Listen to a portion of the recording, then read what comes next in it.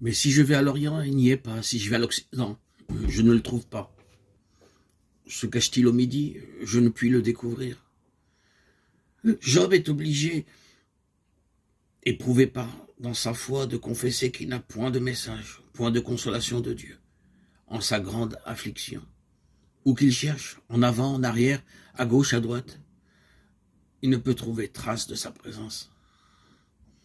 Sa foi est mise à contribution. Certes, c'est bien lorsque Dieu se cache que l'âme connaît la souffrance la plus amère.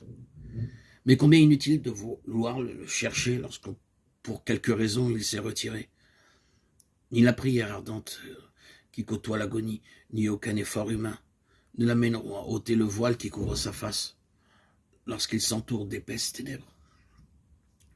Quoi qu'en dise Éliphaz, qu'il nomme ou non rébellion, la plainte de Job, celui-ci est bien obligé de reconnaître le silence de Dieu à son endroit.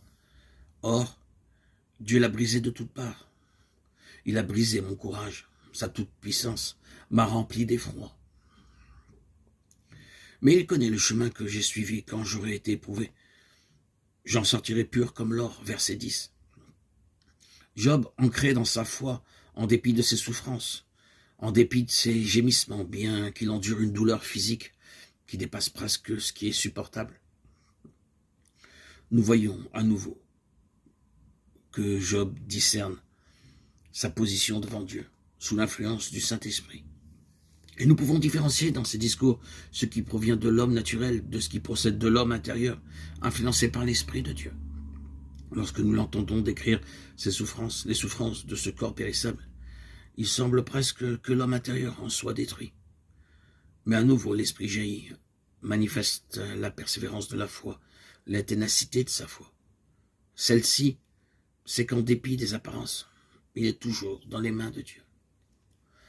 Lorsqu'il semblait touché au fond du désespoir et qu'il implorait la pitié de ses amis, c'est alors que sa foi s'éleva triomphante. Sa foi en un Rédempteur vivant. Il est comme à nouveau ancré sur le rocher des siècles. Et quand Éliphaz l'accuse en face d'être un transgresseur, s'il reste muet en songeant à l'impossibilité de lui répondre utilement, il n'en demeure pas moins comme enraciné dans la fidélité de Dieu. Il a compris qu'il était entre les mains du Tout-Puissant. Job se souvient maintenant que l'or a besoin de passer au creuset pour être purifié. Autrefois, il puisait son assurance dans le sacrifice pour la rémission des péchés. Maintenant, la pensée qu'il y a une épreuve par le feu pour l'or, les élus de Dieu, cette pensée a abordé son esprit. L'or supporte l'épreuve du feu. Celui-ci n'enlève que les scories. Job a discerné que Dieu le mettait à l'épreuve, qu'il y avait épreuve et non châtiment, comme l'affirmaient ses amis. Son esprit demeure donc dans un calme, dans une paix, dans une sérénité et une assurance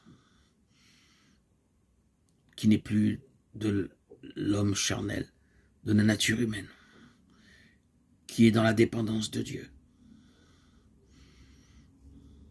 en communion avec l'Esprit.